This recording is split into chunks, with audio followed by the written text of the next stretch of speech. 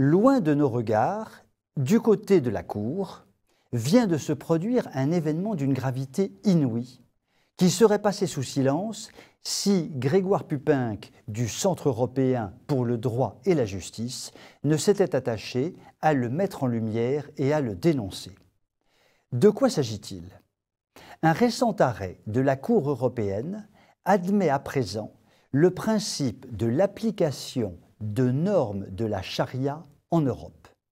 Jusqu'alors, la Cour déclarait la charia incompatible avec les valeurs de la démocratie et des droits de l'homme.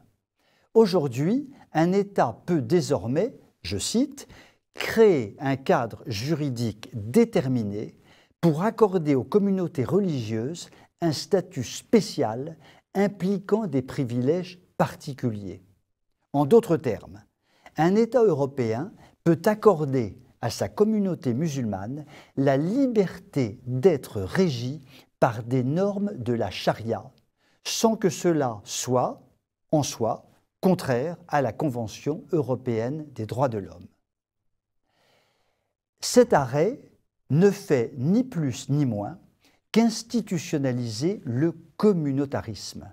Il repose sur une conception délétère de la société, nourrie d'un libéralisme outrancier, ayant pour vocation de fractionner à l'infini en des groupes clos, soucieux de faire aboutir et reconnaître comme légitimes leurs revendications au mépris du bien commun et de l'identité collective.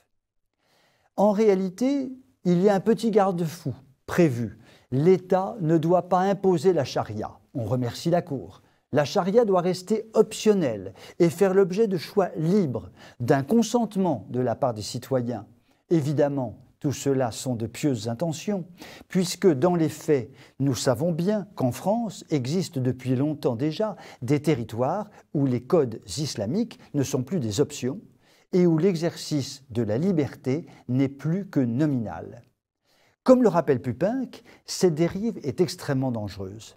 Elle signe le refus des institutions européennes de défendre notre modèle de civilisation en établissant des droits de l'homme assis sur une sorte de consentement communautaire.